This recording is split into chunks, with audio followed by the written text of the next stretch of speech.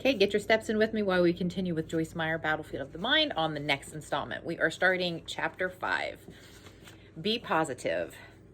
Positive minds produce positive lives. Negative minds produce negative lives. Positive thoughts are always full of faith and hope. Negative thoughts are always full of fear and doubt. Matthew 8:13 reads, "It shall be done for you as you have believed." Some people are afraid to hope because they have been hurt so much in life. They have had so many disappointments, they don't think they can face the pain of another one. Therefore, they refuse to hope so they won't be disappointed. This avoidance of hope is a type of protection against being hurt. Disappointment hurts.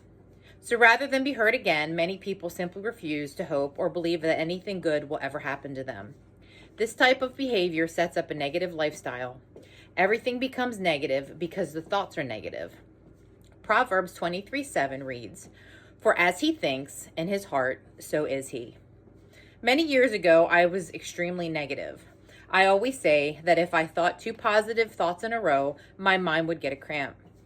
My whole philosophy was this: if you don't expect anything good to happen, you won't be disappointed when it doesn't.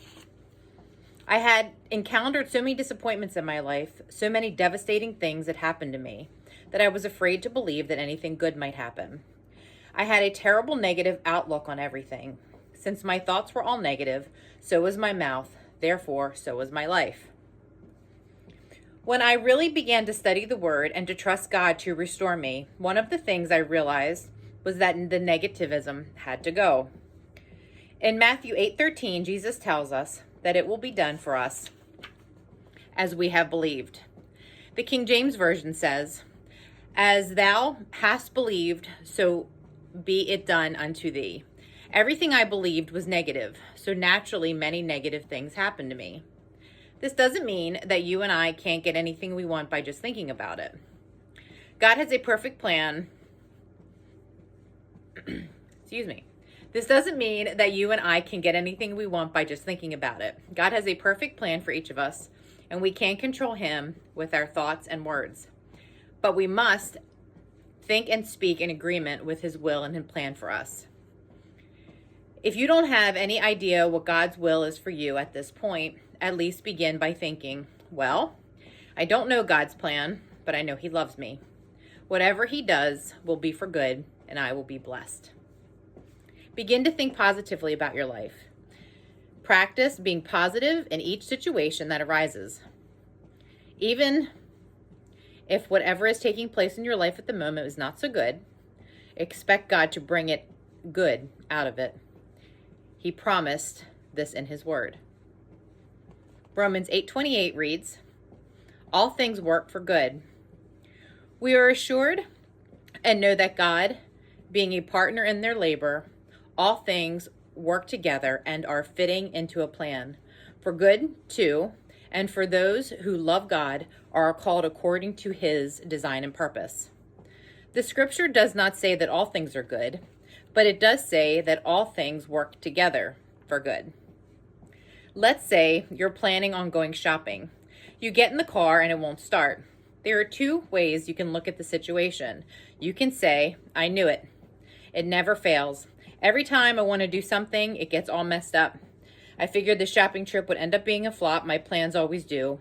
Or you can say, "Well, I wanted to go shopping, but it looks like I can't go right now. I'll go later when the car is fixed. In the meantime, I believe this change in plans is going to work out for my good. There is probably some reason I need to be at home today, so I'm going to enjoy my time here." In Romans 12:16, the Apostle Paul tells us to readily adjust ourselves to people and things.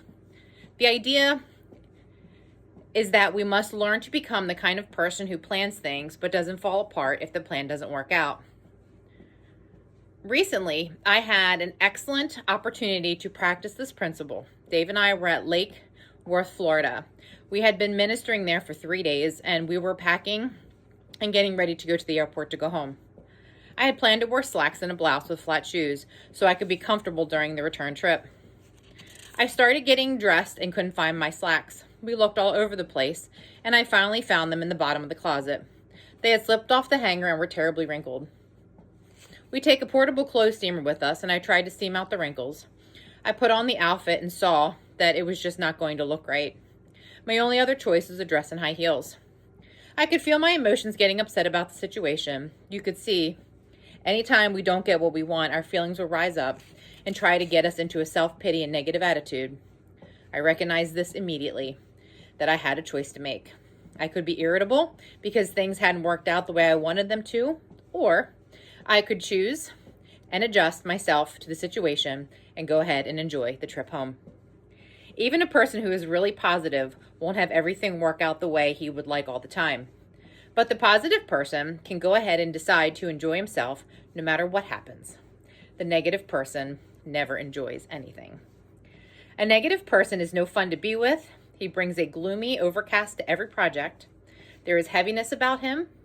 He is a complainer, a murmurer, and a fault finder. No matter how many good things are going on, he always seems to spot the one thing that could be a potential problem. When I was in my days of extreme negativism, I could walk into someone's house that had been newly decorated, and rather than seeing and commenting on all the lovely surroundings, I would spot a corner of wallpaper that was loose or a smudge in the window. I am so glad that Jesus set me free to enjoy good things in life. I am free to believe that with faith and hope in Him, the bad things can be turned around for good. If you are a negative person, don't feel condemned. Condemnation is negative. I'm sharing these things so that you can recognize your problem with being negative and begin to trust God to restore you, not to get you to become negative about your negativism. The pathway to freedom begins when we face problems without making excuses. I am sure that if you're a negative person, there is a reason for it. There always is.